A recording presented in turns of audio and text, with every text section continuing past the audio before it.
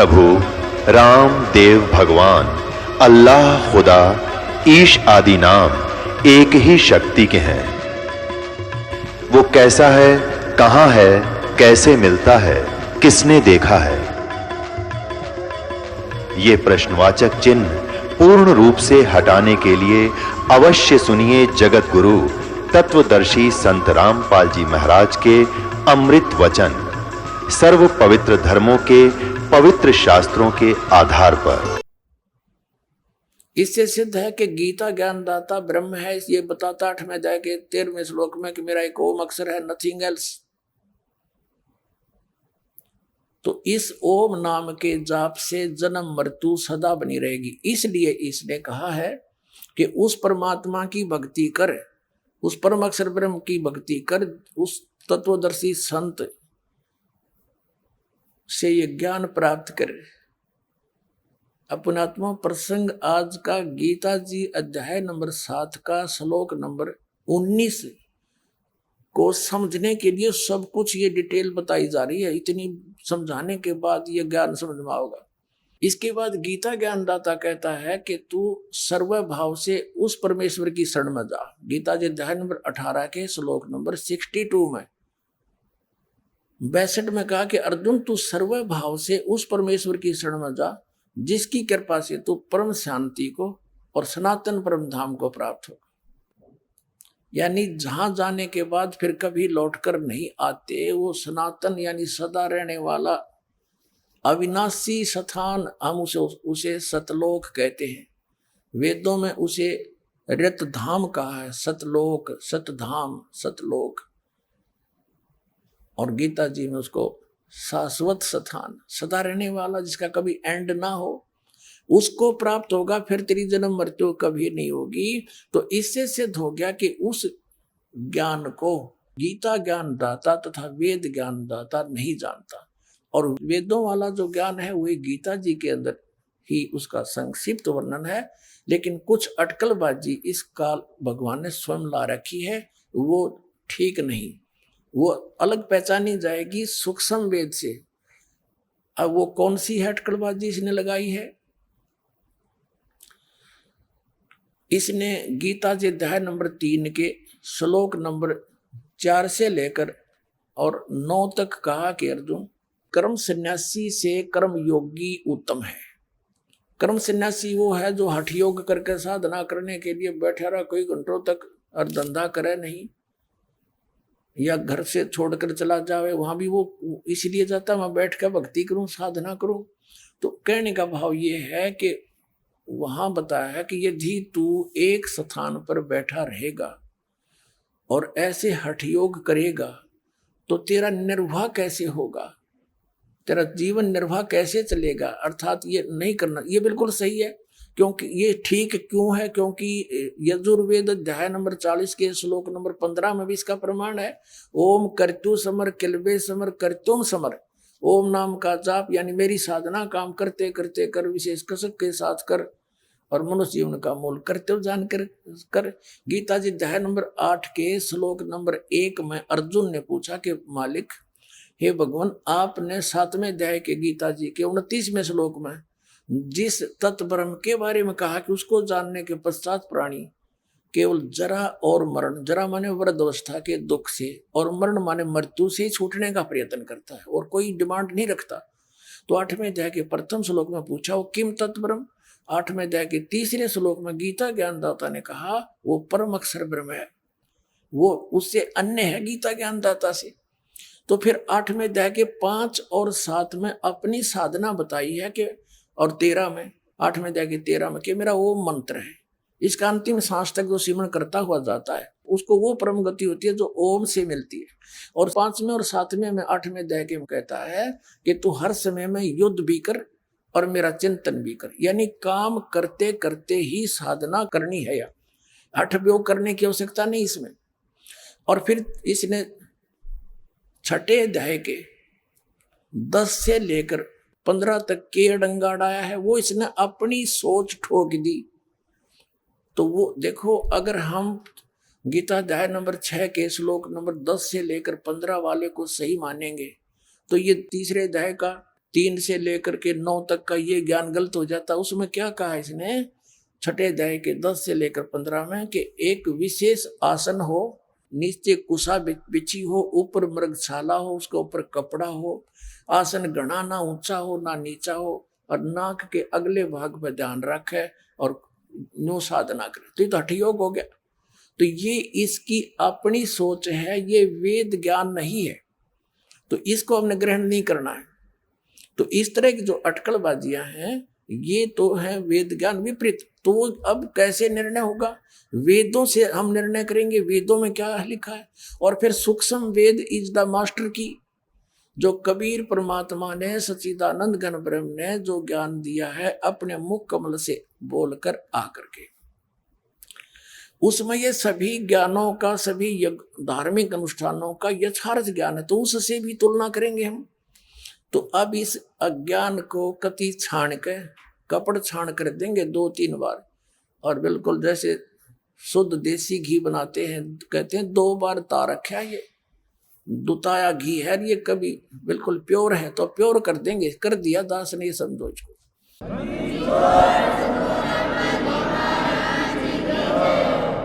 अब आपको और दिखाते हैं यजुर्वेद अध्याय नंबर इस 40 के मंत्र नंबर 15 में आपने देख लिया कि ओम कर्तु सवर किलवे सवर कर्तुम समर। अब वेदों में स्पष्ट किया है, वेद ज्ञान दाता कह रहा है, यानी ये ज्ञान जो है परमात्मा ने एज इट इज फीड कर दिया इसमें। और ये ऐसा है कि जैसे ये गीता ज्ञान दाता अन्य की तरफ बता रहा है, वो परमात्मा इससे कोई और है, ऐसे ढंग से लिखकर मालिक ने इसमें फीड कर दिया था परमेश्वर ने। तो वो ज्ञान आप देखिएगा। अब ये 40वां अध्याय का हमने 15वां पढ़ लिया, अब 17वां पढ़ते हैं। 44वां अध्याय यजुर्वेद भाषा से, और दानंद जी, महर्षि दानंद का अनुवाद है ये आर्य समाज प्रवर्तक का। हे मनुष्यों, जिस ज्योत स्वरूप रक्षक मुझ से, ये ज्योत स्वरूप काल है, ज्योत स्वरूपी निरंजन है, ये अविनाशी यथार्थ कारण के आच्छादित मुख के तुल उत्तम अंग का प्रकाश किया जाता है, जो वह प्राण व सूर्य मंडल में पुरुष माने पूर्ण परमात्मा है। वह तो प्रोक्ष रूप है, वो तो गुप्त है। अहम मैं खम, यहां लिखा है सो असव अहम ओम खम ब्रह्म। अब कहता है मुझ ब्रह्म का, अहम माने मैं ब्रह्म हूं, और ऊपर ब्रह्म लोक रूपी दिव्य आकाश में रहता हूं, और मेरा ये ओ मंत्र है। यहां देखो, इसके अनुवाद से पता लगेगा। वह पूर्ण परमात्मा जो वेद ज्ञान दाता से अन्य कोई पूर्ण परमात्मा है, वह तो गुप्त है, प्रोक्ष है, वो तो संसार रूपी वृक्ष की जड़ है, गुप्त है। और मैं खम्भ के तुल्य व्यापक ब्रह्म से, ब्रह्म सबसे गुण कर्म स्वरूप आदि अधिक हूं। या लिखना था मैं ब्रह्म हूं, नथिंग एल्स। इन्होंने तड़ंगा डाण तो मतलब था, ज्ञान तो था नहीं इनको। मैं ब्रह्म हूं, और खम माने दिव्य, उस ब्रह्म लोक रूपी दिव्य आकाश में रहता हूं, ये इसका अर्थ ये है। और मेरा ओम नाम है, इसने कितने इसके ओम नाम का लिखा है, इसका लिखा है मैं तो सबका रक्षक हूँ, अधिक हूँ, सबसे अधिक हूँ। इन्होंने कहा मैं ब्रह्म हूँ, ये लिखना था। ओ सबका रक्षक जो ऐसा, सबका रक्षक जो मैं उसका ऐसा नाम जानो। ओम लिखती हण भी शर्म आई, इसने ओम लिखना था, उसका ओम नाम जानो मेरा, मैं हूं और मेरा यू ओम नाम जानो। और वो गुप्त है। इन्होंने तो अड़ंगा अड़ा रखा था, जैसे गीता अनुवादकर्ताओं ने श्री कृष्ण जी को ही सर्वेश्वर मान गए, और सब अर्थों का अनर्थ करके इन्हीं को सुप्रीम पावर सिद्ध करने की कुचेष्टा की। अब जैसे किसी ने एक लंबे ट्रेले का कोई कवर बनवा रखा हो, किसी ने कवर, ऊपर का कवर पूरे को ढकने के लिए, माल बचाने के लिए, अपनी उस गाड़ी को सुरक्षित रखने के लिए, और वो किसी ने पड़ा पाजा, और वो ये कहे ये कवर इस कार गाड़ी का है, तो उसके ऊपर जब डाल के देखेंगे जब पता चलेगा ये इसका है कि ऐसे कोई और बड़ी गाड़ी का है। तो इन्होंने कुचेष्टा की है उस बड़े ट्राले के उस कवर को और कार के ऊपर सेट करने का। इन्होंने 6 बार भी मोड़ लिया, 20 बार भी इकट्ठा कर लिया, तो भी सेट नहीं हुआ। तो ये अध्यात्म ज्ञान का पूरा मुख्य जो केंद्र है वो परम अक्षर ब्रह्म है। और वो इनका समझ में आया, इन्होंने श्री कृष्ण जी को ही परम अक्षर ब्रह्म मान लिया, यानी कार को ही ट्राला मान लिया। ये समझ लो। अब इसका जो प्रसंग हमारा चला था कि ये सर्ववेद परमात्मा ने इसको दिए थे और इसने ब्रह्म ने इनमें से काट छांट के वो निकाल दिया जिसमें तत्व ज्ञान था। यानी तत्व ज्ञान का अर्थ है उस परमात्म तत्व की जानकारी थी, परम अक्षर ब्रह्म की पाने की विधि वो विशेष थी, उसमें वो निकाल दी और शेष इसने दे दिया ब्रह्मा को। आगे चल के बाद में वेद व्यास जी ने इसको 4 विभागों में बांट दिया, इसके विभाजन किए। वैसे कंप्लीट ज्ञान एक ही है, ज्ञान कहो तो वेद कहो, ज्ञान कहो, तो इन्होंने 4 वेद बना दिए, एक यजुर्वेद, ऋग्वेद, अथर्ववेद और सामवेद।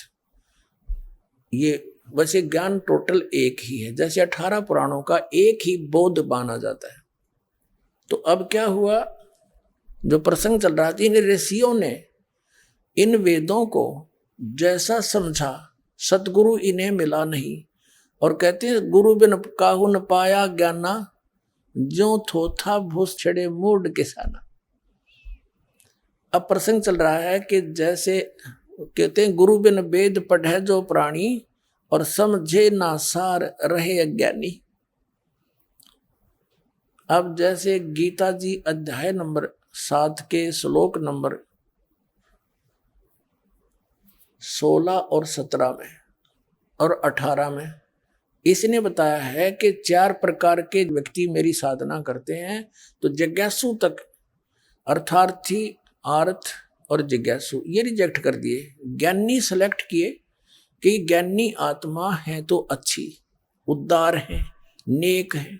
अब ज्ञानी की परिभाषा दास आपको बता रहा है कि ज्ञानी वो है जिसने ये समझ लिया है कि मनुष्य जीवन बार बार नहीं मिलेगा और इसका मूल उद्देश्य कल्याण ही है। और फिर उसने ये भी जान लिया कि एक पूर्ण परमात्मा की भक्ति से मोक्ष होगा, अव्यभिचारिणी भक्ति करनी पड़ेगी, एक का साध्य सब सद है। और फिर उन्होंने फिर ये ज्ञान कहाँ से सिलेक्ट किया कि वो परमात्मा कौन है? वेदों से। जैसा दास ने आपको दिखा, इन्होंने वेदों में ओम मंत्र पढ़ लिया और उसमें लिख रखा ओम कर्तु समर किलबेश्वर कर्तुम समर, यजुर्वेद अध्याय नंबर 40 के श्लोक नंबर 15, मंत्र नंबर 15। तो इन्होंने ब्रह्म को सुप्रीम पावर मान लिया, सुप्रीम गॉड, पूर्ण परमात्मा, और ओम उसका नाम मान लिया। और इनकी ज्ञान वाली आंखें बंद होगी यजुर्वेद अध्याय नंबर 40 के मंत्र नंबर 10 से लेकर 12 में, जिसमें स्पष्ट किया है कि कोई तो परमात्मा को किसी सतिथि में बताता है, कोई किसी सतिथि में बताता है। उसकी जानकारी तत्वदर्शी संत बताते हैं, उनसे सुनो। इसी प्रकार गीता जी अध्याय नंबर 4 के श्लोक नंबर 34 में स्पष्ट कर दिया, गीता ज्ञानदाता हाथ खड़े कर दिए कि मैं उस कंप्लीट स्पिरिचुअल नॉलेज नहीं जानता, उसको संपूर्ण अध्यात्म ज्ञान से परिचित नहीं हूं। उसके लिए ऑप्शन छोड़ दिया कि तत्वदर्शी संतों के पास जाकर उस तत्व ज्ञान को समझ, वो बताएंगे, उस परमात्म तत्व की जानकारी देंगे। तो यह इनकी बुद्धि में आई नहीं कि इसमें तो कुछ और भी ऑप्शन छोड़ रखा है कि वो तत्वदर्शी संतों को खोजो जो वेदों और गीता से भी अन्य ज्ञान देगा। तो फिर इन ऋषियों ने चतुरता दिखानी शुरू कर दी। इन्होंने जो पुराणों की रचना कर दी, वो ये बताकर अपने अपना ज्ञान दे दिया कि जो वेदों में ज्ञान है उसे हटकर जो ज्ञान जानने की बात कही है वो हम बता रहे हैं। वो वेद पुराण गढ़ दिए अलग अलग बकवाद, उसमें किसी ने कुछ, ये नाम जाप करो, ये नाम जाप करो, वो करो, ये कोई बात है? तो इस करके ये सब मानव समाज विचलित हो गया। उसमें ये भूल गए कि उस सच्चिदानंद घन ब्रह्म ने अपने मुख से बोला, वो ज्ञान स्वयं आकर के वो अच्छी आत्माओं को मिलता है, सह शरीर आता है। तो वो ज्ञान इनकी पुराणों से, वेदों से, गीता से, उपनिषदों से भिन्न है, जो गॉड गिवन स्पिरिचुअल नॉलेज यानी उस परमात्मा द्वारा दिया गया दातम ज्ञान है। वो उस परमेश्वर ने स्वयं आकर के बोला है। तो वो ज्ञान तत्वदर्शी संत बताओगा, तो वो इनको मिला नहीं, तत्वदर्शी संत इन ऋषि में, ऋषियों को। इसलिए गीता ज्ञानदाता 7वें अध्याय के 18वें श्लोक में कहता है कि मेरी जो साधना है, मेरी जो गति है, यानी ओम नाम का जाप ब्रह्म का है, और ओम नाम के जाप से ब्रह्म प्राप्ति है, या इसकी गति है। और ब्रह्मलोक में गए हुए प्राणी भी जन्म मृत्यु के अंदर है। और गीता ज्ञानदाता स्वयं कहता है दूसरे अध्याय के 12वें श्लोक में, चौथे अध्याय के 5 और 9 श्लोक में, और श्रीमद् भगवद गीता अध्याय नंबर 10 के श्लोक नंबर 2 में कि अर्जुन तेरे और मेरे बहुत जन्म हो चुके, तू नहीं जानता, मैं जानता हूं। तो ये परम गति, ओम से मिलने वाली परम गति हुई ब्रह्मलोक। ब्रह्मलोक में गए हुए प्राणी भी जन्म मृत्यु में आते हैं, तो ये परम शांति नहीं हुई। 18वें अध्याय के 62वें श्लोक में कहा है। इसलिए इसने कहा है कि ज्ञानी आत्मा है तो उद्धार है। ये ज्ञानी आत्मा है तो उद्धार, यानी नेक समर्पित परमात्मा पे से शीश भी चला जाओ, शरीर भी खत्म हो जाए, उन्होंने परवाह नहीं की। लेकिन ये कहता है ये मेरे वाली अनुत्तम गति, अनुत्तमा गति, अनुत्तमा माने घटिया से घटिया गति में, व्यर्थ की साधना में आश्रित रहे, आस्थित रहे। अब कारण क्या रहा? जैसे एक चुनक नाम के ऋषि थे। अब ये पुण्यात्मा ज्ञानी थे, परमात्मा पाने के लिए न्यौछावर हो गए। वेदों से जैसा निष्कर्ष निकाल रखा था इन्होंने, उसी पर आश्रित ओम नाम का जाप और हठ योग साथ करते थे। हठ योग क्यों करते थे? जबकि वेदों और गीता में हठ योग नहीं लिखा है, ना सूक्ष्म वेद, सूक्ष्म वेद उस तत्व ज्ञान में हठ योग लिखा है। हठ योग इन्होंने कहां से ग्रहण किया? जब ब्रह्मा जी कमल के फूल पर विराजमान थे, तो इस काल भगवान ने, सरपुरुष ने आकाशवाणी कर दी कि तप करो, तप करो। ब्रह्मा जी ने लिखा है कि मैंने 1000 वर्ष तक तप किया, फिर कहा सृष्टि करो। अब ब्रह्मा जी ने जान लिया अपने अनुभव से कि ये आकाशवाणी परमात्मा की है, क्योंकि इन्होंने पता ही नहीं, ना ब्रह्मा जी को, ना विष्णु जी को, ना शिव जी को, दातम ज्ञान है ही नहीं इनके पास। तो इन्होंने अपनी सोच से मान लिया कि आकाशवाणी परमात्मा ने की है। कबीर परमेश्वर जी कहते हैं 3 देव को ये तीनों जावे, निरंजन का वो पार नहीं पावे। आज तक ये अपने पिता की खोज नहीं कर सके, वो नहीं मिला इन्हें। अब न जाना सतलोक में से बहुत दूर है। तो उस आकाशवाणी को ब्रह्मा जी ने अपने वंशजों, ब्राह्मणों, ऋषियों को बताई कि मेरे को ऐसे ऐसे परमात्मा की आकाशवाणी हुई थी, मैंने तप किया। तो उस तप को ये भी करने लगे साथ में, हठ योग और ओम नाम ले लिया वेदों से, दोनों का खिचड़ी बना ली, दोनों को मिलाकर लगे साधना करने। तो इससे क्या होता है? हठ योग और ओम नाम के जाप से सिद्धियां आ जाती हैं। ओम नाम के जाप से ब्रह्मलोक प्राप्ति होती है। वहां गए प्राणी फिर जन्म मृत्यु में आते हैं, फिर 84 लाख योनियों में भी जाना पड़ता है। और जो हठ योग है, इससे सिद्धियां आ जाती हैं। उस चुनक ऋषि ने परमात्मा प्राप्ति अर्थ अपना समर्पित हो गया, हजारों वर्षों तक बैठा रहा, सुख का कांटा हो गया। अब परमात्मा तो मिला नहीं, क्योंकि वेदों में तो लिखा है कि परमात्मा साकार है, नर आकार है, मनुष्य दृश्य है, राजा के समान देखा जाता है, ऊपर सिंहासन में एक गुम्मट के अंदर बैठा है और राजा जैसा देखने योग्य नर आकार है, वहां से चलकर आता सहशरीर और हमें ज्ञान देता है, अच्छी आत्माओं को मिलता है, एक कवि की तरह आचरण करता है, वो परमात्मा वेदों में लिखा है। लेकिन इनकी जो सोच बनी रही, इन्होंने पाया नहीं भगवान, इसलिए इन्होंने अपनी अनुभव से लिख दिया कि परमात्मा निराकार है, उसका प्रकाश प्रकाश देखा जाता है। अरे भगवान बिना प्रकाश किसका देखोगे? परमात्मा का प्रकाश देखा जा सकता है, तो सूर्य का प्रकाश देखा जाता है, सूर्य ने निराकार, बताओ कितना बुद्धिमान और आंखें हैं उसके, अंधा दे सकता है ऐसी स्टेटमेंट, ऐसा ज्ञान कि सूर्य तो है नहीं, सूर्य का प्रकाश देखा जाता है।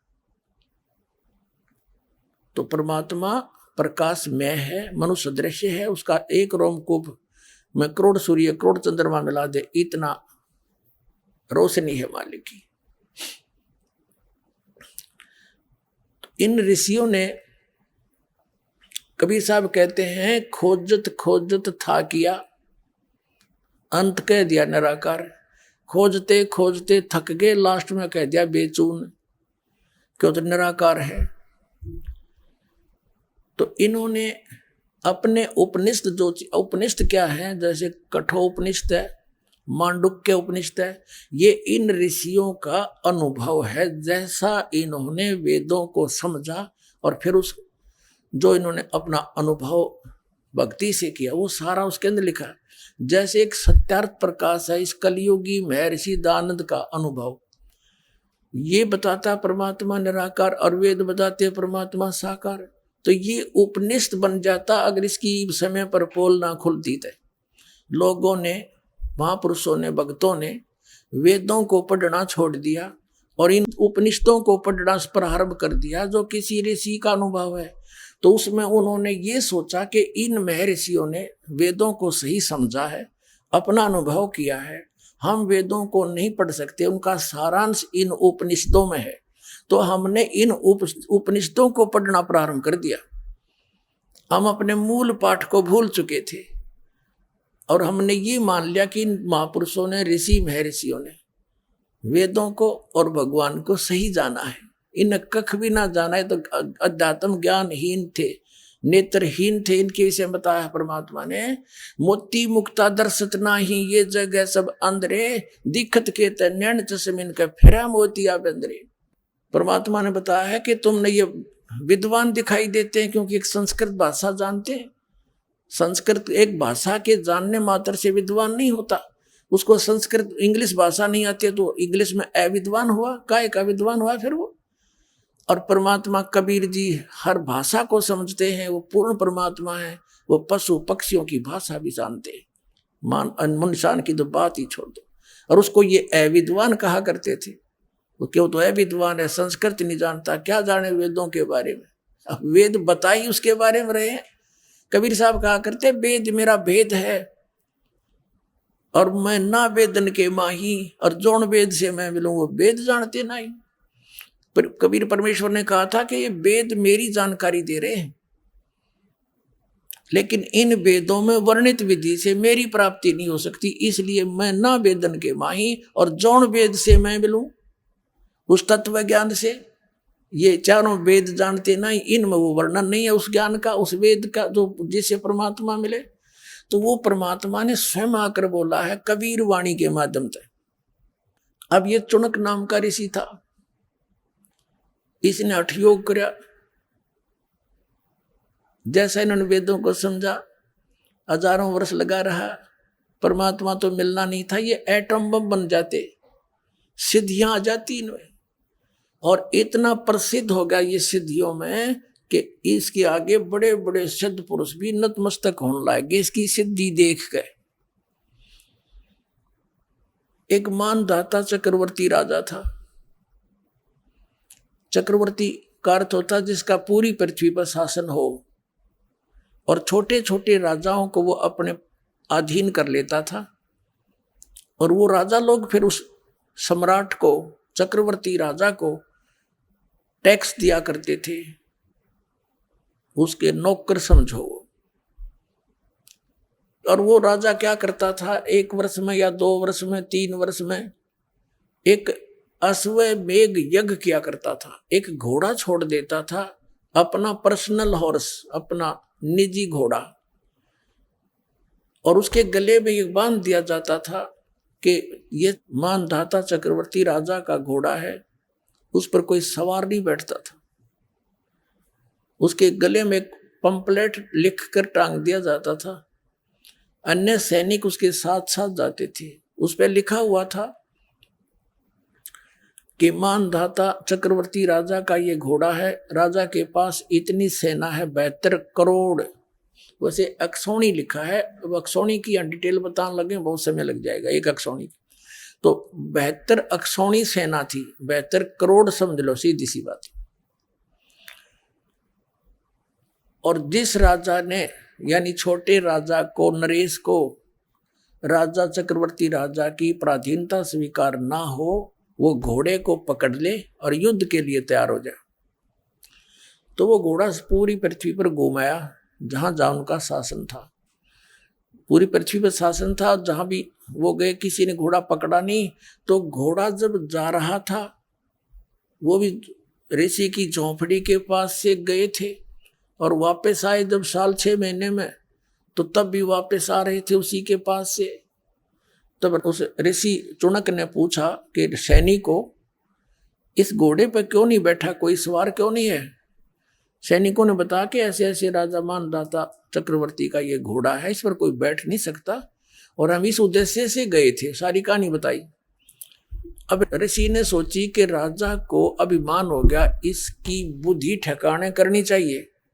अब देखो, काल का जाल समझो पुण्यात्माओं। ये काल पहले तो इनको एटम बम बनाता है, साधना करवा करवा के, गलत शास्त्र विरुद्ध। कंप्लीट ज्ञान इनको हुआ नहीं, साथ में हठ योग किया, ओम नाम का जाप किया, ये एटम बम बन गए, सिद्धि के बम, सिद्धि होगी इनके मुख में। और रिमोट काल के हाथ में, वहां से रिमोट दबा दिया। इसके मन यो काल है और इसका कंट्रोलर ये ब्रह्म है, मन का। तो चुनक ऋषि ने सोचा कि भाई राजा का अभिमान हो गया, राजा को इसकी सेटिंग करते हैं। ऋषि ने कहा कि भी सैनिकों, इस घोड़े को मैं पकड़ता हूं, यानी राजा का युद्ध स्वीकार करता हूं। सैनिक नगेरा कंगले, कंगाल तेरा दाने खाने को नहीं, और युद्ध करेगा तू मानधाता चक्रवर्ती राजा के साथ।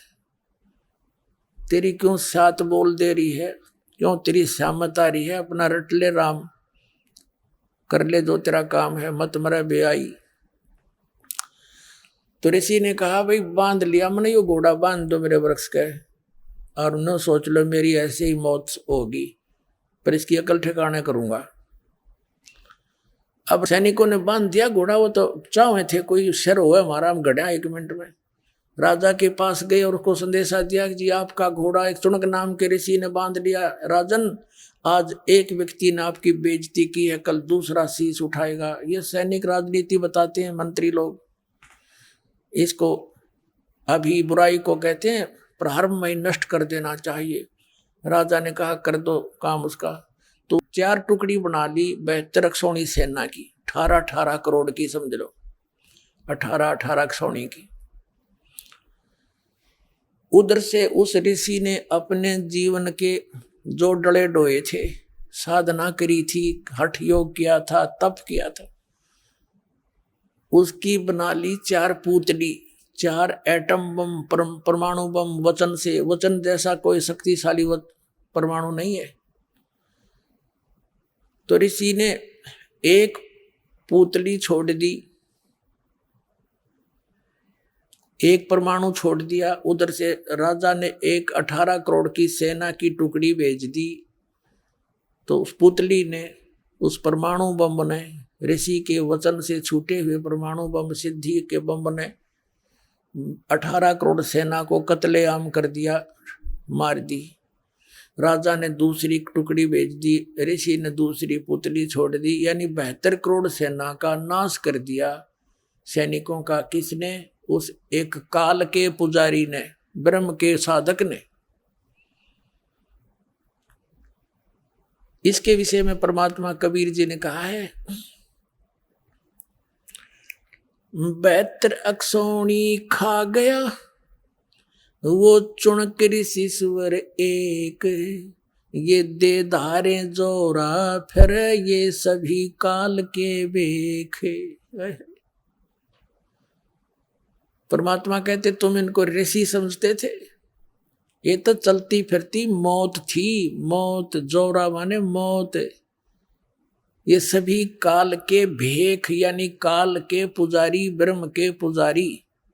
क्या कहा, कितनी मार्मिक बात कही है परमेश्वर कबीर जी ने, यानी उन्हीं से प्राप्त ज्ञान आदरणीय गरीबदास साहिब जी की वाणी से है ये।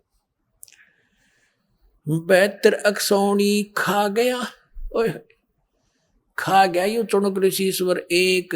ऋषिश्वर यानी ऋषि ईश, और ऋषिश्वर यानी ऋषियों में सर्वश्रेष्ठ ऋषि के ये लक्षण है इस काल के पुजारी के। 72 करोड़ सेना खा गया। बता के शर्मदरद था इसके। राजा अपना काम करते हैं वो करो, साधक का, संत ऋषि का अपना काम है, उसने अपना करना चाहिए। तो ये काल के भेख ये न्यू पंगे पावे, और काल इनके ऐसे नचाता है इन साधनाओं से। एक तरफ तो इसकी महिमा होगी, भाई चुनक जैसा ऋषि नहीं, सदपुरुष नहीं, उसने ऐसा कर दिया, सब जगह भयभीत हो गए, सब इसका अगर नतमस्तक हो गए, पाक गया चौधरी। अब परमात्मा ने क्या संज्ञा दी है इस नालायक व्यक्ति को कि 72 अक्षौणी खा गया, 72 करोड़ सेना ने खा गया, यू चुनक ऋषिश्वर एक खा गया। यू काल रूप में, काल है ये, ऋषि है ऐसा दुष्ट। फिर कहते हैं दे धारे मौत फिरे, ये सभी काल के भेख है। और फिर दूसरी बात कही है कि दुर्वासा ऋषि थे, ऐसे ही हठ योग करके उसने सिद्धियां प्राप्त कर ली ओम नाम के जाप करके, और उसने द्वारका के बाहर जाकर बैठ गया। प्रद्युम्न था लड़का उसका, श्री कृष्ण जी का, उसके साथ मजाक कर दिया। और श्री कृष्ण का गुरु दुर्वासा जी अध्यात्म गुरु, संदीपनी उनका ज्ञान गुरु थे, अक्षर ज्ञान कराने वाले जैसे टीचर होते हैं। अध्यात्म गुरु उनके दुर्वासा जी थे। वो बैठ गया बनी में, गांव से बाहर छोटा जंगल होता था उसको बनी कहते थे, नगर से बाहर। बच्चों ने मजाक कर दिया। प्रद्युम्न था लड़का श्री कृष्ण जी का, उसको एक स्त्री रूप बना के, स्त्री गर्भवती स्त्री का स्वांग बनाकर 5-7 गांव के बच्चे जवान जवान से ले गए और उसकी परीक्षा करने के लिए गए। कहते हैं दुर्वासा ऋषि भूत भविष्य की सारी जानता है, चलो उसकी परीक्षा लेते हैं। तो बच्चों ने जाकर, बच्चे तो कहते पूरे लोग हो रहे थे, प्रद्युम्न का अनिरुद्ध भी उत्पन्न हो रहा था, फिर भी बकवाद किसी समय में भी आ जाती है। तो उन्होंने जाकर क्या कहा कि ऋषि जी, एक तो उसका नकली पति बना लिया और प्रद्युम्न को एक गर्भवती औरत का सांग कर लिया, आगे पेट पे कढ़ाई बांध ली, छोटी सी छौंक छांक लान की हुआ कर, ऊपर के कपड़े गुद्दड़ सा बांध दिया, नरम नरम हाथ लागे देख लिया था कदे सीधी कढ़ाई का ना लागे, लोहे की के ऊपर लोगड़ सी बांध के, यानी पूरा सांग बना के ले गए। उन्होंने पूछा कि महाराज जी इनका गणे दिन में, यानी बहुत दिनों के बाद परमात्मा ने आस की है और ये उतावले हो रहे हैं, ये जानना चाहते हैं लड़का होगा या लड़की। सुना है आप बहुत विद्वान पुरुष हैं, भूत भविष्य की बता देते हैं। अब ऋषि ने देखा अपनी दूरबीन ला के, वो तो कढ़ाया बांध रहे थे, कढ़ाई लोहे का कढ़ाया। तो गुस्से में आके कहने लगा कि इस गर्भ से यादों का नाश होगा तुम्हारा। अब वो डर के करी लाल आंख निकाला चमटा, बालक भाग लिया, भाई बात बिगड़ गई।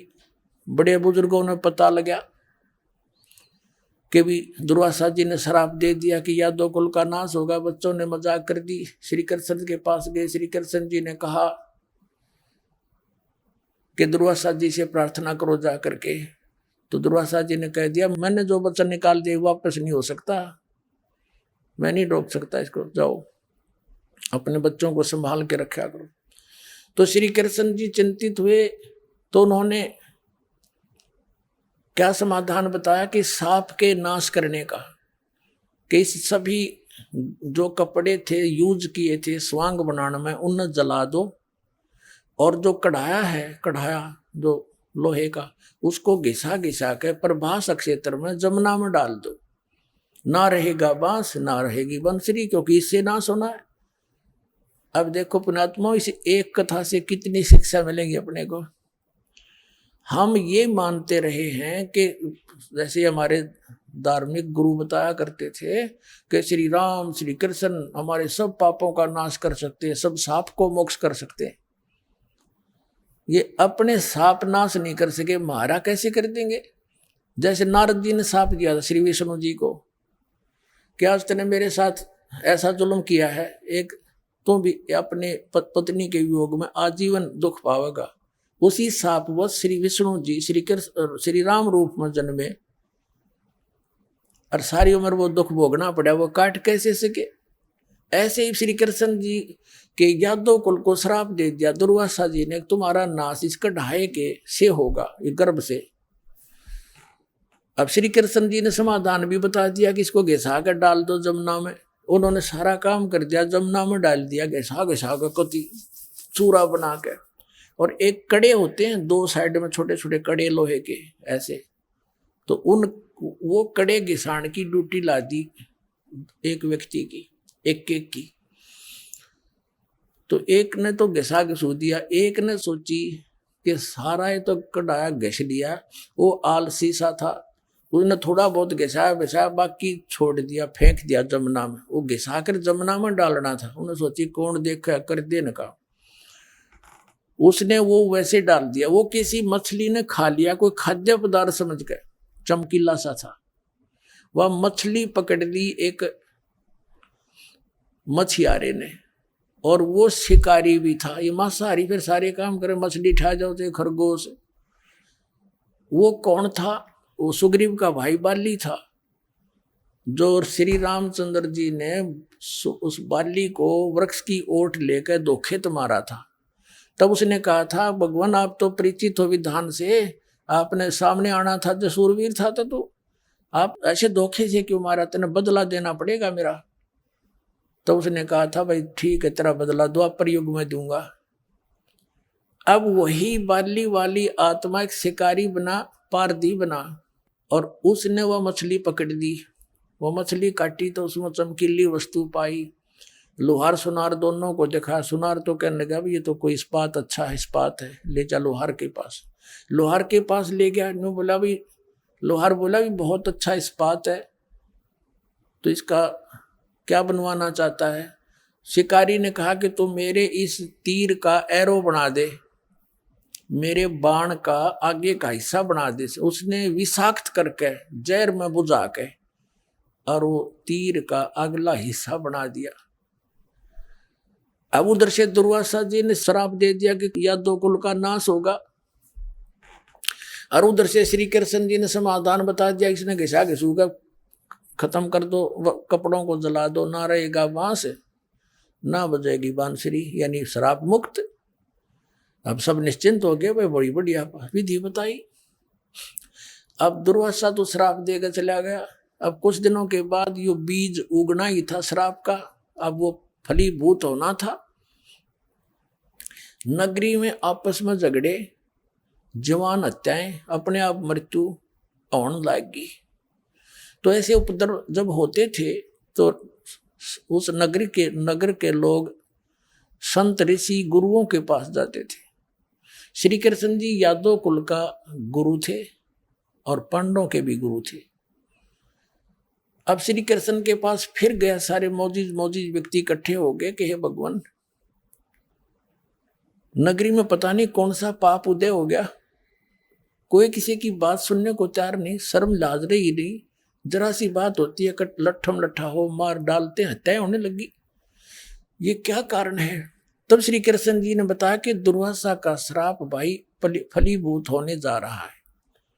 अब सब भयभूत हो गए कि भगवान फिर अब क्या होगा, इसका कोई समाधान बताओ। गुरुओं से ही पूछते तो श्री कृष्ण जी ने कहा कि जमुना नदी में प्रभास क्षेत्र में जाओ और वहां स्नान करो, सारे नर यादव यानी बच्चे से लेकर बूढ़े तक जाकर स्नान कर लो, तुम्हारा साप कट जाएगा, श्राप मुक्त हो जाओगे तुम। अब इस डर के मारे सभी यादव नगर, चल 56 करोड़ थे उसमें 56 करोड़ की जनसंख्या थी यादवों की, द्वारका और के आसपास, द्वारका के अंदर। तो उन्होंने सब अपने नवजात लड़कों को भी साथ ले गए, कहीं इन पर श्राप ना रह जाए। और वहां पहुंच के प्रभास क्षेत्र में, जमुना के किनारे। अब अध्यात्म मार्ग में पुण्यात्माओं, हम ये सोचें ऐसा नहीं वैसा नहीं, तो ये हमारी बालक बुद्धि होगी, इसमें कुछ भी हो सकता है। और इन नास्तिक लोगों ने भगवान से दूर कर दिया, ऐसा नहीं हो सकता, ऐसा नहीं हो सकता, तो अध्यात्म मार्ग वो समझ नहीं सकता वो व्यक्ति। उधर से क्या हुआ कि वो जो कण लोहे के घिसा घिसा के कढ़ाई के डाले थे पानी में, उस किनारे पर पड़ गए और वो एक घास उग गया, पठेरे जैसा, सरकंडे जैसा, और इतने तीखे पत्ते, जैसे आपने कुसा देखी हो। हमारा तो खूब अनुभव है, दास का जन्म एक किसान परिवार में हुआ, तो वह इतनी तेज पत्ती होती, पतली पतली पत्ती होती है, उंगली का जरा सी लपेटा लग जा रहे से काट दे, वो आधी काट देती उंगली को, इतनी तेज पत्ते होते, घास होता है बिल्कुल। और वो उससे भी तेज पत्तों का घास उग गया। अब पहले तो वो स्नान करके आओ सारे, पहले जमुना में नहाओ, फिर बाहर निकल के आओ। आती उनके दुश्मनी हो ही रही थी एक दूसरे से, और उसे तू क्या बोला था मुझे उस दिन, तू क्या बोला था, ऐसे गुट्टम गुट्टा। फिर वो घास निकाल ले और वो मारे एक दूसरे के, वो तलवार का काम करने लग गया, गर्दन लाते ही गर्दन कट गया, टुकड़े टुकड़े हो गए। 56 करोड़ यादव कटका मर गए। वहां पर गए थे साप नाश कराने, हो गया यादवों का नाश। श्री कृष्ण के उस समाधान से, श्री कृष्ण जी के द्वारा बताए गए उस विधान, साप नाश की विधि के जमुना में स्नान कर लो, तुम्हारा पाप कट जाएगा। पाप तो कटा नहीं, यादव जरूर कट गए। अपने आत्माओं, ये ज्ञान समझना पड़ेगा। हमने जिनको भगवान मान रहे थे वो अपने कुल को नहीं बचा सके, आपकी रक्षा कैसे कर देंगे? वो साप नाश नहीं कर सकते, क्योंकि सुप्रीम पावर नहीं थे, वो कंप्लीट गॉड नहीं थे। और कंप्लीट गॉड यानी पूर्ण परमात्मा कबीर देव है, कबीर साहब है। ये हमारे सारे शराब भी नाश करेगा, साप भी नाश करेगा, और प्रारब्ध के अंदर आए हुए पाप भी नाश करेगा। क्योंकि आज कोई दुखी है, अपने प्रारब्ध यानी उसकी किस्मत में लिखे हुए पापों के कारण दुख है उसको, और सुखी है, उसके सुख है, पुण्य है उसके, उनके कारण सुख है।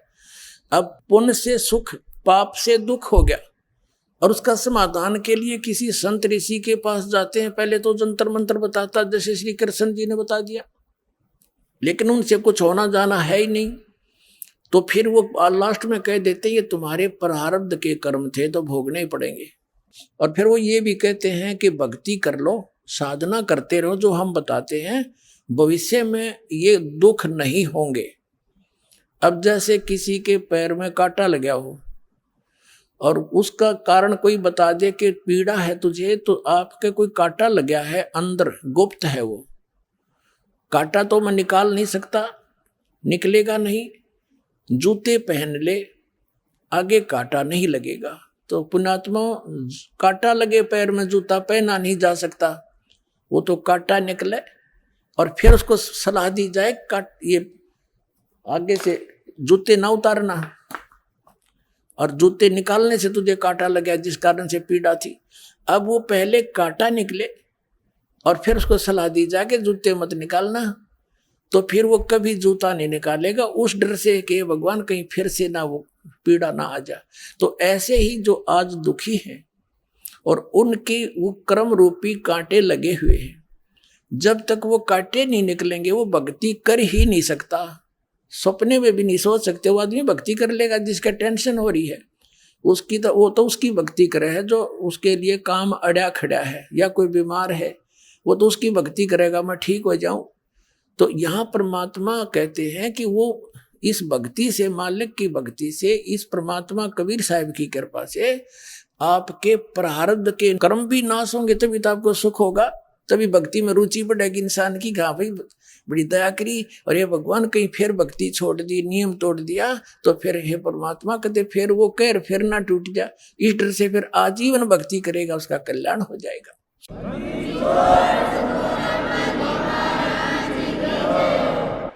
अब वो सारे के सारे यादव मर गए, कट के आपस में लड़ लड़ के कत्लेआम हो गया। 56 करोड़ यादव वहां रुद्र की कीच माच गई, यानी गारा बन गई, उनके इतना खून बह गया। अब कृष्ण जी निकले, फिर वहां से चले अपने घर से। विष्णु पुराण में लिखा है कि जो शेष बचे हुए थे यादव, जो मरे नहीं, क्योंकि लास्ट में कुछ तो बचेंगे जो उन और मार दिए, तो वो कुछ बचे हुए थे, अभी मरे नहीं थे, कंप्लीट नाश नहीं हुआ था। कहते हैं श्री कृष्ण ने वो पठेरा पाट दिया, सरकंडे उनके मूसल बन गए, मूसल वो उठाकर शेष बचे हुए उन यादों को उसने खुद मारा अपने हाथ से, और फिर वो जा लेटा एक वृक्ष के नीचे। अपने आत्मा विचार करो, वो वृक्ष के नीचे जा लेटा, उसके पैर, उनके पैर में एक पद्म था, चमकीली वस्तु थी, नेचुरल, कुदरती, क्योंकि ऊपर देवताओं के सभी के शरीर में जैसे तिल होते हैं ना, ऐसे होते हैं, उसके पैर में था। और वो शिकारी जिसने उस कढ़ाई के बचे हुए कड़े का तीर बनवाया था, एरो बनवाया था विषाक्त, वो सारा दिन का भटक रहा था। शाम आफ्टरनून हो गया था, बाद दोपहर, कोई शिकार मिला नहीं। उसने वृक्ष की झुरमट ऐसी नीचे को टहनियां लटकी हुई थी, उसमें श्री कृष्ण विश्राम कर रहे थे, पैर पे पैर रख कर लेट के, ऐसे तलवार सामने दिखाई देता। आइए अब हम उन श्रद्धालुओं के अनुभव जानते हैं जो जगत गुरु तत्वदर्शी संत रामपाल जी महाराज जी से दीक्षा प्राप्त कर चुके हैं तथा उनके द्वारा बताए गए भक्ति मार्ग पर चल रहे हैं। सर नमस्कार। नमस्कार जी। सर क्या नाम है आपका? लाल सिंह जी। लाल सिंह जी, कहाँ से आए हैं आप?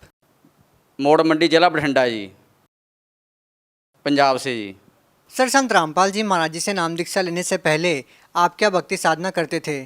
घर पे देवी देवताओं की भक्ति करते थे, जैसे हमारे पंजाब में चल रही है मलेरकोटला वाला, लाला वाला, काली माता जी, इनके घर पे झाड़ फूस का काम करता था जी मैं सबसे भाई। मेरे इलाके में जी मेरे से बड़ा कोई तांत्रिक विद्या में जानता नहीं था जी, मैं नहीं जानता मेरे से बड़ा कोई होगा जी। मैं ये तांत्रिक विद्या का काम करता था। दिल्ली से चले लोग मेरे पास आया करते थे जी, मुर्दे को जिंदा कर देता था जी, ये मैं काम करा करता था जी। सर आप बता रहे हैं कि आप अपने एरिया के सबसे बड़े तांत्रिक रहे हैं, मुर्दे तक को आप जिंदा कर देते थे, तो फिर आपने संत रामपाल जी महाराज जी से नाम दीक्षा क्यों ली? वो ऐसे हुई जी, मेरी पत्नी की डेथ हो गई घर पे जी, कोई ऐसी स्थिति आई, मृत्यु सैया पे भाग गई जी। सारे रिश्तेदार आ गए सीगे जी, तो सारे रिश्तेदार बोलने लगे इसको तो जीवित करेंगे, लोगों को बड़े बड़े काम करता है। मैं भी सोचा हाँ, मैंने सारा झाड़ फूस कर लिया, सारा कुछ करके देख लिया, कोई विद्या कोई काम नहीं करी। फिर मैंने यहाँ काली माता के यहाँ चाकू मारा जी कि माता इसको जीवित करते। उसने संकेत किया कि मैं लात बाँह तोड़ सकती हूँ, थोड़ा बहुत लाभ दे सकती हूँ, इससे ज़्यादा मैं नहीं दे सकती गी। फिर मैं क्या करूँ, मेरे को उपाय दस के जा तू। बोलती है इस पृथ्वी पे पूर्ण परमात्मा रामपाल जी महाराज आए हुए हैं, उनसे जाके नाम दीक्षा ले, फिर तेरा कल्याण होगा। मेरे पास बच्चा कुछ नहीं है। फिर मैंने क्या किया जी, रिश्तेदारों के पास फ़ोन किया, किसी भक्त ने मेरे को फ़ोन किया, मैं बोला जी रामपाल के बारे में मैं जानता चाहता हूँ तो कैसे करूँ। वो मेरी बहन लगती थी बठिंडा से, उसने कहा कि ऐसे करके ना ये सही हो जाएगी, तू संकल्प कर ले कि परमात्मा मैं तेरी शरण में आ जाऊँगा, ये सही हो जाएगी। मैंने उसी टाइम संपर्क किया, हे परमात्मा बंदीशोर सतगुरु रामपाल जी, मैं आपका नाम ले लूँगा, ये जिंदा हो जाए। क्यों, मेरे को पहले बता रखा था कि तेरे 2 शादियाँ होएगी, एक शादी पे 3 बच्चे होके ये मर जाएगी, इसकी 27 साल की उम्र रहेगी, वो मेरे को याद थी जी। तो उस दिन क्या हुआ जी, मैंने सारे झाड़ फूस कर लिए थे, नहीं सही हुआ है। फिर मैंने परमात्मा अगे अरदास हुई, बंदी छोड़ मैं नाम ले लूँगा, इसको जीवित कर दे। उसमें फाड़ी ही चहलाहट आई जी, हिलचल हुई जी, फिर सेट हुई। फिर मैं अस्पताल में लेके गया जी, उसको 12 दिन एडमिट रखा। वहाँ डॉक्टरों ने भी लिखा के ले लिया था कि ये तो मुर्दा है, आप साइन कर दो इस पर। मैंने साइन कर दिए, मुर्दा है।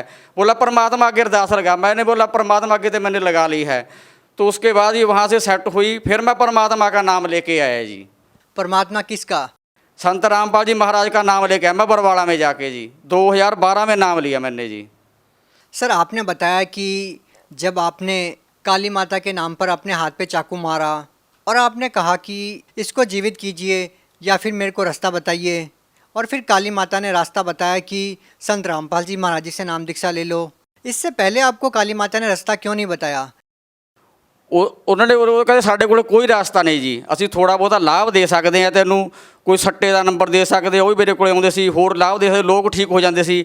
ਇਹਦੀ ਹੁਣ ਉਮਰ ਹੈ ਹੀ ਨਹੀਂ ਗੀ, ਇਹਦੀ ਉਮਰ ਤਾਂ ਭਲਾ ਸੰਤ ਰਾਮਪਾਲ ਵਧਾ ਸਕਦਾ, ਉਹਦੇ ਜਾ ਕੇ ਚਰਨ ਫੜ ਲਾ, ਤੂੰ ਸਾਡਾ ਖਹਿੜਾ ਛੱਡ ਦਿਓ ਤੂੰ। लेकिन आपकी इन बातों पे विश्वास कौन करेगा? ਉਹ ਐਸੇ ਕਰਿਆ ਜੀ, ਮੇਰੇ ਸਾਹਮਣੇ ਚਮਤਕਾਰ ਹੋਇਆ ਜੀ ਉਸਦੇ, ਉਹ ਸਾਰੇ ਕਹਿੰਦੇ ਮੁਰਦੇ ਥੱਲੇ नहीं, आप अकेले थे क्या वहाँ पे? ਸਾਰਾ ਪਰਿਵਾਰ ਥਾ, ਮੇਰੇ ਸਾਰੇ ਰਿਸ਼ਤੇਦਾਰ, ਮੇਰੇ ਸੱਸ ਸਹੁਰੇ ਸਾਰੇ ਆ ਗਏ ਸੀ, ਮੰਜੇ ਤੇ ਪਾ ਰੱਖੀ ਸੀ, ਚੱਟਾ ਕੱਪੜਾ ਪਾ ਰੱਖਿਆ ਸੀ। ਤੁਸੀਂ ਪਿੰਡ 'ਚ ਜਾ ਕੇ ਮੇਰੇ ਪੁੱਛ ਸਕਦੇ, ਮੌੜ ਮੰਡੀ ਨਵੀਂ ਬਸਤੀ ਪੀਰਖਾਨੇ ਕੋਲੇ ਮੇਰਾ ਘਰ ਆ, ਲਾਲ ਸਿੰਘ ਮਿਸਤਰੀ ਆ ਮੈਂ ਜੀ। तो क्या सभी आज भी उस घटना को जानते हैं? ਸਾਰੇ ਜਾਣਦੇ ਆ। ਉਸ ਤੋਂ ਬਾਅਦ ਜੀ ਜਦੋਂ ਮੈਂ ਸੰਕਲਪ ਕਰਿਆ ਪਰਮਾਤਮਾ ਮੈਂ ਨਾਮ ਲੈ ਲੂੰਗਾ, ਕਿਤੇ ਵੀ ਬਰਵਾਲਾ ਹੋਵੇ ਮੈਂ ਆ ਕੇ ਭਾਲ ਲੂੰਗਾ। ਉਸ ਤੋਂ ਬਾਅਦ ਫਿਰ ਮੈਂ ਜੀ ਇੱਕ ਭਗਤ ਨਾਲ ਗੱਲ ਕਰੀ ਜੀ, ਜਿਹੜੇ ਰਾਮਪਾਲ ਦੇ ਨਾਮ ਲੈ ਰੱਖਿਆ ਸੀ। ਉਹਨਾਂ ਨੇ ਕਿਹਾ ਵੀ ਇਸ ਤਰ੍ਹਾਂ ਐਂ ਕਰਕੇ ਤੁਸੀਂ ਇੱਥੋਂ ਜਾ ਕੇ ਇਸ ਤਰ੍ਹਾਂ ਤੁਹਾਨੂੰ ਨਾਲ ਲੈ ਜਾ ਕੇ ਨਾਮ ਦਵਾ ਲਿਆਵਾਂਗੇ। ਫਿਰ ਉਹ ਮੈਨੂੰ ਨਾਮ ਦਵਾ ਕੇ ਲੈ ਜੀ, ਫਿਰ ਮੇਰੇ ਘਰ ਦੀ ਸਥਿਤੀ ਠੀਕ ਹੋਈ ਜੀ। ਅਤੇ ਉਹਦੀ ਉਮਰ ਦੱਸ ਰੱਖੀ ਸੀ ਤੰਤਰਕਾਂ ਨੇ ਵੀ ਇਹ 3 ਬੱਚਿਆਂ ਨੂੰ ਦੇ ਕੇ 27 ਸਾਲ ਦੀ ਮਰੂਗੀ। ਅੱਜ 35 ਸਾਲ ਤੋਂ ਉੱਤੇ ਉਮਰ ਹੋ ਰਹੀ ਹੈ ਜੀ, ਉਹ ਜੀਵਤ ਹੈ जी। क्या आपने पहले कभी किसी साधु संत से नाम दीक्षा ले रखी थी? सर मैं आपको एक और बताना चाहूँगा कि मैंने एक ऐसे व्यक्ति से नाम ले रखा था, और उसने नाम ले रखा था, उसने मेरे को मंत्र दिए। उसने रामपाल जी महाराज की भगत चरा के ना, मंत्र चरा के उसने मेरे को 8 साल तक गुमराह करके रखा। मैंने उसको कहा, जिसने मेरे को, मैं इसको गुरु बना रखा था कि आप तो इतना कुछ जानते हो, अब इसको सही करो ना, अब ठीक करो इसको। बोला इससे मैं नहीं कुछ कर सकता, इसको तो रामपाल जी महाराज ठीक कर सकते हैं, इसके बारे में। उसने फिर मेरे से माफ़ी मांगी। फिर मैं उसको आश्रम में लेके गया, आश्रम में लेके वो जा नहीं रहा था, मैं बोला साथ चल, फिर मेरे को लेके गया। तो फिर उसने मेरे को नाम दबाया, उसने वहाँ भी माफ़ी मांगी गुरु जी से कि मैंने इसको बच्चे को गुमराह करके रखा। फिर मैं तो वहाँ से नाम लेके आया जी। उसके बाद फिर मेरे को और भी श्रद्धा बढ़ गई। जब मेरी जनानी वहाँ से आके जीवित हुई, सही होगी, आज भी जाके पूछ सकते। उसके बाद फिर मेरा मकान गिर गया जी, 6 फुट डूंगा था। उसके बाद परमात्मा ऐसी दया करी, और मकान पवा दिया। उसके बाद बारिश पड़ गई सी 4 फुट डूंगी, बेड टुट गया, पखा सड़ गया, कूलर सड़ गया, टीवी सड़ गया, सारा कुछ A to Z नवा आ रहा मेरे घर पे। अब परमात्मा ने इतना ऊंचा कर लिया, 27 फुट पे छत पे मेरी छत पड़ी है, उत्ते संत रामपाल जी महाराज जी का पोस्टर लगा हुआ है। हम नहीं पीछे हटे, ना पीछे हटेंगे, क्योंकि हमको पहले पता था ये होना है, ये तो वो तो हो गया। अब हमको कोई डरने की लोड़ नहीं है जी। सर, आप संत रामपाल जी महाराज जी से नाम दीक्षा लेने से पहले कोई नशा भी करते थे क्या?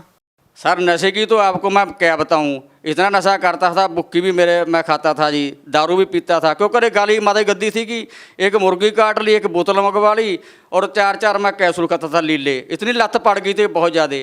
जो व्यक्ति मेरे को लेके गया था आश्रम में, उसने ये कहा था, मैं सुल्फा 1.5 तोला लेके गया था जब नाम लेने गया था। मैं बोला देख नाम ले लूँगा, ये नशा नहीं मैं छोड़ सकता। मेरे को पता नहीं था कि परमात्मा इतनी भी दया कर सकते हैंगे। मैं 1.5 तोला ले गया सुल्फे का, छत जाते जाते पीता गया जी। मैंने बाहर बस अड्डे में रख दिया। तो उसने ये कहा था, इतनी तो बड़ी बोतल दिलवाऊंगा संत रामपाल जी, अंदर से आएगी कोई बात नहीं, ये तेरे का मैं सर्टिफिकेट बना दूंगा दारू का, और नशे का तो करते रहना, भक्ति करते ना।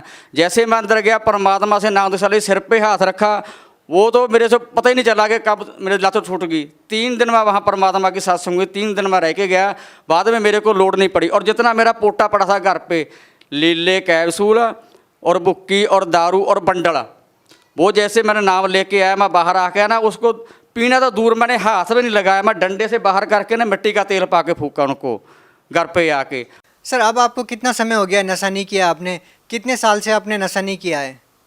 उसके आज मेरे को 8 साल हो चले हैं जी, मुड़ के लोड़ ही नहीं पई करे। क्या सच बोल रहे हैं आप? हाँ जी। क्या आपके गांव वालों से पूछ सकते हैं? मैं मोड़ मंडी के अंदर मेरे गांव में आके पीरखाना है, पीर बाबा का बहुत बड़ा, कोई भी आके भक्त पूछ सकता है, कोई भी जिसको शक हो तंत्र विद्या करने वाले को।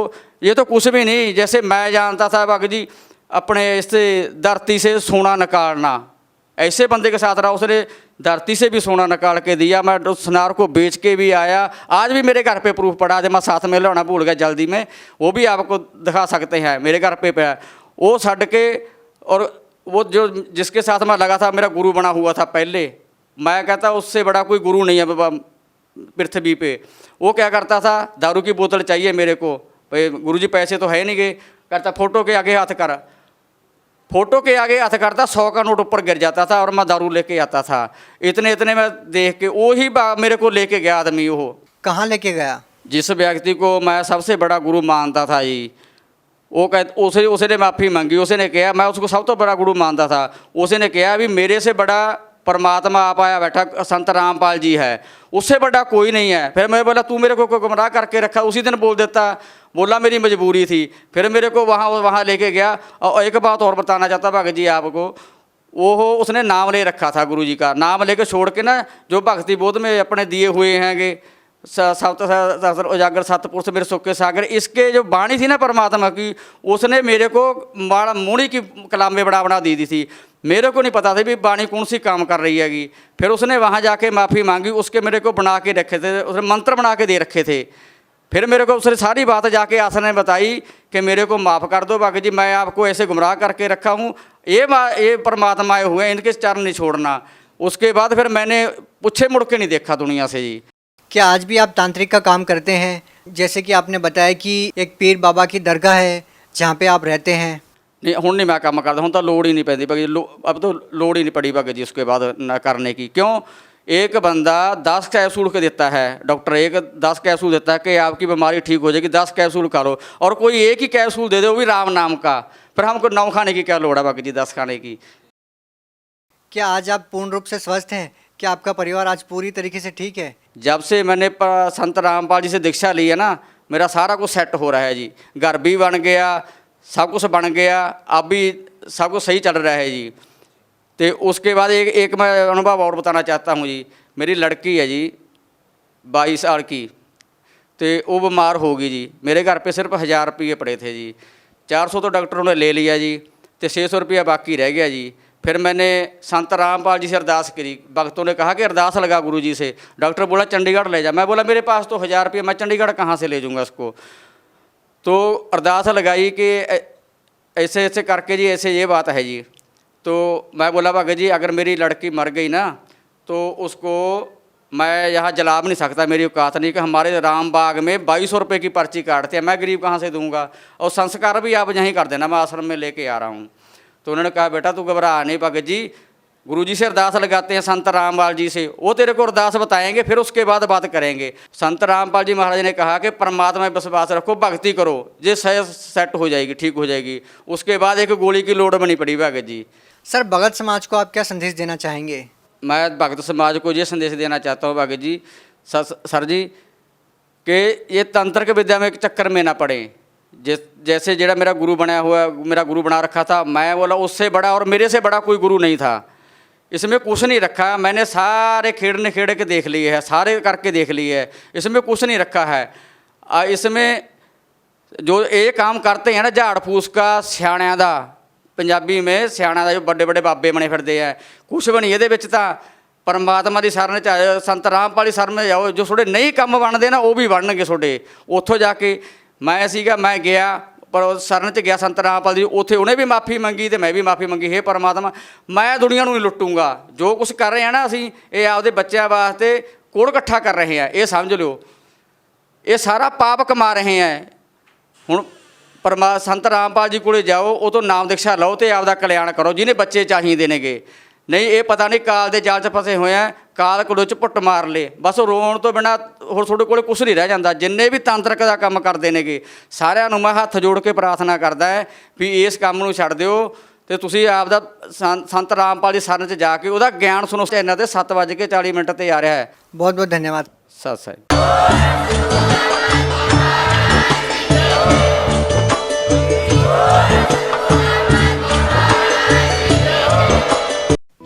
आप सुन रहे थे जगत गुरु तत्वदर्शी संत रामपाल जी महाराज के मंगल प्रवचन। अधिक जानकारी के लिए संपर्क करें।